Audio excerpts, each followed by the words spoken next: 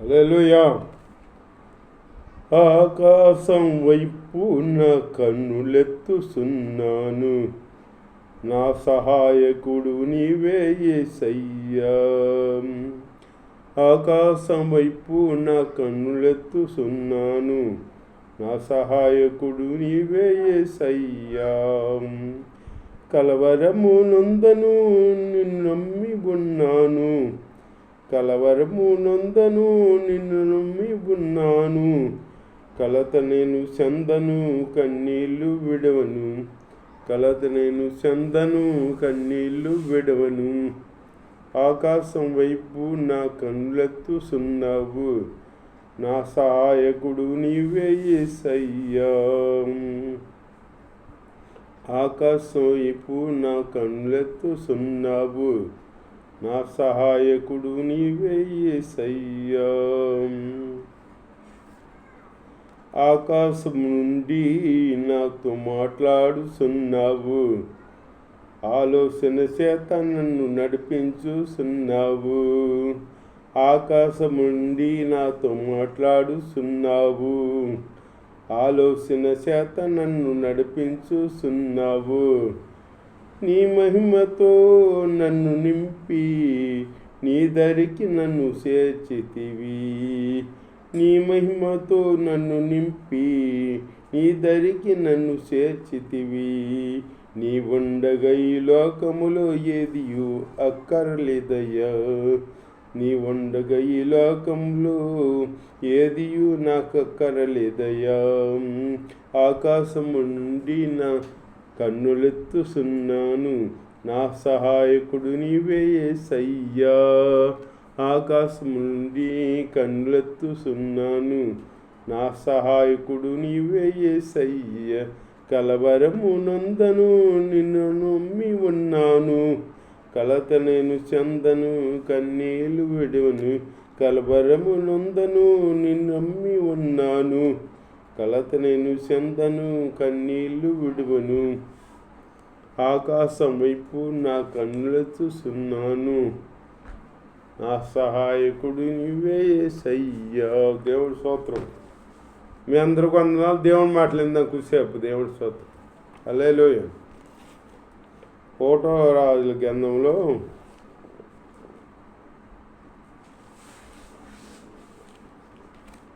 ఒకటో రాజుల గ్రంథం మూడో అధ్యాయము 4వ వచనము. ఇక్కడ గిబియోను ముఖ్యమైన ఉన్నత స్థలమై ఉండేనంట. గిబియోను ముఖ్యమైన ఉన్నత స్థలమై ఉండేను గనుక బలులో నర్పించుటకై రాజు అక్కడికి పోయాడంట. గిబియోను మంచి ఉన్నత స్థలమని అక్కడికి బలు అర్పిస్తాకి వెళ్ళాడంట. రాజు అర్పిస్తాకి వెళ్ళి ఆ బలిపీఠం మీద 1000 దహన బలులను అర్పించాను. 1000 దహన బలులను అర్పించాడంట. అవలో సొలొమోను భక్తుడు 1000 దహన బలులను అర్పిస్తే గిబియోనులో యెహోవా రాత్రి వేళ స్వప్నమందు సొలొమోనుకి ప్రత్యక్షమయ్యాడంట. దేవుడు ప్రత్యక్షమయ్యి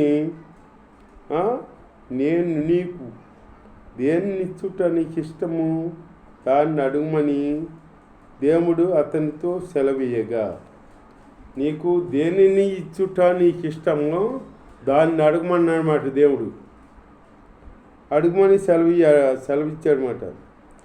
సొలొమోను ఎలాగూ మనవి చేశాను, నీ దాసుడను నా తండ్రినైన దావీదు నీ దృష్టికి అనుకూలంగా సత్యమును నీతిని అనుసరించి యథార్థమైన మనసు గలవాడై దావీదు అట యథార్థమైన మనసు గలవాడై ఉన్నాడని చెబుతున్నాడు. ప్రవర్తించాను కనుక నీవు అతని ఎడల పరిపూర్ణ కటాక్షము అగుపరిచి ఈ దినమున ఉన్నట్లుగా అతని సింహాసనం మీద అతని కుమారుని కూర్చుండబెట్టి అతని కుమారుని కూర్చుండబెట్టేవాడిని అంటున్నాడు సొలొమోను. దేవుడితో చెబుతున్నాడు అన్నమాట. మహాకృపను చూపి ఉన్నావు అని చెబుతున్నాడు. దేవుని స్తోత్రం. హల్లెలూయా. నా దేవా యెహోవా, నీవు నా తండ్రి అయిన దావీదునకు బదులుగా నీ దాసుడనైన నన్ను రాజుగా నియమించి ఉన్నావు.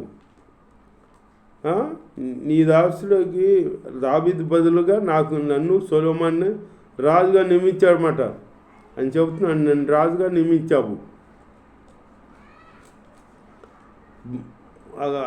నియమించావు, అయితే నీ దాసుడనైనా నీవు కోరుకొనిన జనుల మధ్య ఉన్నాను. వారు విస్తరించి ఉన్నారంట. జనం విస్తరించి ఉన్నందున వారిని లెక్క పెట్టుటయు వారి విశాల దేశమును తనిఖీ చేయుటయు అసాధ్యము. వాళ్ళని లెక్క పెట్టుటయు వాళ్ళున్న దేశం కాడ తనిఖీ చేయుటకు అసాధ్యం అంటున్నాడు సొలొమోను. దేవుని స్తోత్రం. హల్లెలూయా. అయితే గొప్పదైన ఈ జనమునకు న్యాయము తీర్చువాడు ఎవడు? ఈ జన్మకు న్యాయం తీర్చువాడు ఎవడా అంటున్నాడు అన్నమాట. ఎవడో?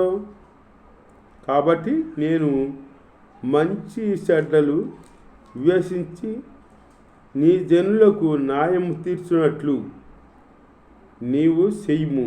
సొలొమోను చేసిన ఈ మనవి ప్రభువునకు అనుకూలమాయను.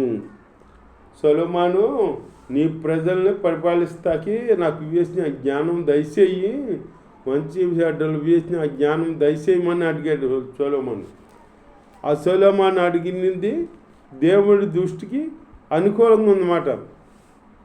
అనుకూలమయ్యాను గనుక దేవుడు అతనికి ఎలాగూ సెలవిచ్చాను. దీర్ఘాయువునైనను ఐశ్వర్యమునైనను నీ శత్రువుల ప్రాణమనిను అడగక న్యాయములను గ్రహించడు వివేకము అనుగ్రహించుమని నీవు అడిగితివి. నీవు ఎలాగో అడిగినందున నీ మనవి ఆలకిస్తున్నాను. బుద్ధి వివేకములు గల హృదయము నీకిచ్చుతున్నాను. పూర్వీకులలో నీ వంటి వాడు ఒకడును లేడు, ఇక మీదట ఉండడు. నీ వంటి వాడు ఒకడు ఉండడు. పూర్వీకులలో నీ వంటి వాడు ఒకడును లేడు, ఇక ఉండడు అని చెప్పి సొలొమోనుకి జ్ఞానం ఇచ్చాడన్నమాట. మరియు నీవు ఐశ్వర్యమును ఘనతను ఇమ్మని అడగక పోయినను నేను వాటిని కూడా నీకు ఇస్తున్నాను. ఐశ్వర్యమును ఘనతను అడగలా నువ్వు అడగపోయినా నేను ఇస్తున్నాను అన్నాడు దేవుడు. దేవుడు ఇస్తున్నానని ఇచ్చాడనమాట. జ్ఞానం ఇచ్చాడనమాట. అలాగే దేవుడు అందు మనం భయభక్తులు కలిగి ఉంటే ఈ సొలొమోను లేక మనకి తగిన జ్ఞానం ఇస్తాడు దేవుడు. ఆ జ్ఞానం మనం పొందుకుంటే, దేవుడి జ్ఞానం పొందుకుంటే మనం ఇంకా మనకేం అవసరం. జ్ఞానం ఉంటే, దేవుడి జ్ఞానం ఉంటే లోకాన్నే జయించినట్టు దేవుడికి జ్ఞానం ఇస్తే. అలాగే దేవుని అమ్మడించే బిడ్డలుగా ఉండాలి మనం. దేవుడు మనల్ని నీకేం కావాలి అని అడిగే బిడ్డలుగా ఉండాలి. ఇక్కడ సొలొమోను భక్తుని అడిగాడు కదా, నీకేం కావాలి అడుగు అని అన్నాడు కదా. వేసిన జ్ఞానం కలిగి ఉండాలి అని వేసిన జ్ఞానం అన్నాడు. అంతేగాని ఐశ్వర్యం అడగల, ఏమి ఘనత అడగల, శత్రు ప్రేమ అడగలే, ఏమి అడగల. అడగపోయినా దేవుడు అన్నీ ఇచ్చాడనమాట, అన్నీ ఇచ్చాడనమాట. దేవుని స్తోత్రం. అలాగే దేవుడికి ఇష్టంగా మనం అడగాలి. నువ్వేం అడుగుతున్నావు? ప్రార్థన చేసినప్పుడు నువ్వేం అడుగుతున్నావు? దేవుడికి ఇష్టమైనవి మనం అడగాలి. అడిగితే అప్పుడు దేవుడికి ఇష్టమైంది అనుకో, మనకి నువ్వు ఒకటి అడిగితే దేవుడు రెండు ఇస్తాడు అన్నమాట. అలాగే దేవుడికి ఇష్టంగా మనం ఉండాలి. దేవుడికి ఇష్టంగా లేకుండా మనం ఏదో అడిగేసి ఈ లోక ఆశీర్వాదాలు నాకు కావాలి అని చెప్పేసి, నాకు రోగం తగ్గించి ప్రభువా, నాకు ఐశ్వర్యం ప్రభువా, నాకు అవి ప్రభువా, నాకు అవి లేవు, నా ఇంటి పక్కోడు నా మీద గొడవాడుతున్నాడు, ఆ నోరు మూసి ప్రభువా, అలా అది ఇవి అడగకూడదు. ఇవి అడిగామనుకో దేవునికి అసలు నీకు ఆశీర్వాదం అసలు నీకు రాదు. మనం ఇవి అడగకూడదు. నేను పైన ఉన్న వాటి వరకే ఏగిలు పడాలి, కానీ కింద ఉన్న ఇవి అడగకూడదు. మనం నీ చిత్తమైతే ప్రభువా నన్ను మీ జ్ఞానంతో నింపి, మీ జ్ఞానంతో నడిపించి, మీ చిత్తానుసారంగా నాకు మీ జ్ఞానం ఇచ్చి నడిపించమని అడగాలి. దేవుడికి నచ్చినట్టు అడిగామనుకో, నీ ప్రజలు నడిపిస్తాకి వివేచన జ్ఞానం నాకు ఇమ్మని అన్నాడు సొలొమోను. దేవుడు అడగమన్నాడు కానీ అడిగేలా సొలొమోను. అదే దేవుడు అడగమంటే మనం ఏం అడుగుతాం? ప్రభా నాకు ఐశ్వర్యం ప్రభా, ఆస్తి ప్రభా, శత్రువుల ప్రాణాన్ని ప్రభా అని ఇంకా ఏవో అడిగేస్తాం. అట్లా అడగల సొలొమోను. ఇంతమందిని పరిపాలిస్తాకి నాకు రాజుగా అభిషేకించావు నన్ను. నేను బాలుణ్ణి, నా జ్ఞానం లేదు, నేను వాళ్ళ పరిపాలిస్తాకి వివేచన జ్ఞానం దయచేయమని అడిగాను అనమాట సొలొమోను. అడిగితే సొలొమోను ఒకటి అడిగితే 3 ఇచ్చాడు. ఎక్స్ట్రా ఐశ్వర్యం ఇచ్చాడు, ఘనత ఇచ్చాడు, శత్రువు ప్రాణములకు ఇచ్చాడనమాట. అట్లాగే మనం ఒకటి అడిగితే దేవుడు 3 ఇచ్చేటట్టుగా మనం అడగాలి. అందుకు ఆయనకు యోగ్యమైనట్టు అడగాలి మనం. దేవుడికి అనుకూలంగా ఉండేటట్టు మనం అడగాలి. అంతేగాని మనకాలు అనుకూలంగా ఉండేట్టు ఈ లోక ఆశీర్వాదం నాకు ఈ ప్రభా, ఈ లోకంలో నేను అందరి మీద తలగా ఉండాలి ప్రభా, అందరి మీద నేను పెత్తనం చేయాలి ప్రభా, అందరి మీద నేను అధికారిగా ఉండాలి ప్రభా అని మనం కోరుకోకూడదు. ఈ లోక ఆశీర్వాదం కోరుకోకూడదు మనం. దేవుడి స్తోత్రం. దేవుడు అడగమన్నాడని మనం అయితే అడిగేస్తాం. సొలొమోను అట్లా అడగలం. నీ ప్రజల్ని పరిపాలిస్తా జ్ఞానాన్ని నాకు ప్రభా, ఈ ప్రజల్ని పరిపాలిస్తాకి నా జ్ఞానం సరిపోదు, అందుకే నా జ్ఞానం దయచేయి అన్నాడు అనమాట.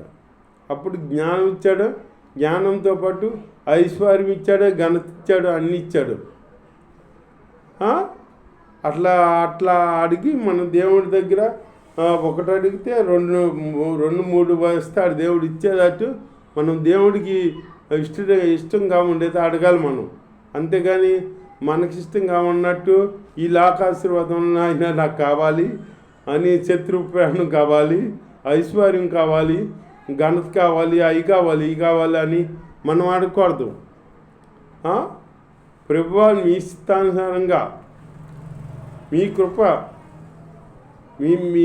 మీ చిత్తం జరిగించే బిడ్డగా నేను ఉండాలి, మీ నామాన్ని కనపరిచే బిడ్డగా నేను ఉండాలి. నిత్యం ధర్మశాస్త్రం చదువుకుంటూ ప్రార్థన చేసుకుంటూ ఉండాలని కోరుకోవాలి. మనం ధర్మశాస్త్రం చదువుతున్నామా? నువ్వు రక్షణ పొందిన బిడ్డ నిత్యం బైబిల్ చదువుతూ ఉండాలి. బైబిల్ చదివితే నీకు దేవుడి జ్ఞానం అవుతుంది. బైబిల్ చదవకుండా బైబిల్ అక్కడ పడేసి వారానికి మళ్ళీ అక్కడ తీసుకుని దులిపి ఎత్తుకెళ్ళామనుకో, అది నీకు దేవుడి జ్ఞానం ఉండదు, దెయ్యం జ్ఞానం ఉంటుంది నీలో. దెయ్యమే పరిపాలిస్తుంది కానీ దేవుడు పరిపాలిస్తాడు నిన్ను. నువ్వు అనుకుంటావు నేను దేవుడి చర్చికి వెళ్తున్నానుగా, దేవుడే నన్ను నడిపిస్తాడు అనుకుంటావు. దేవుడు నడిపించడు. దేవుడికి అనుకూలంగా ఉంటే దేవుడు నడిపిస్తాడు అన్నమాట. దేవుడి వాక్యం దీవించుగాక.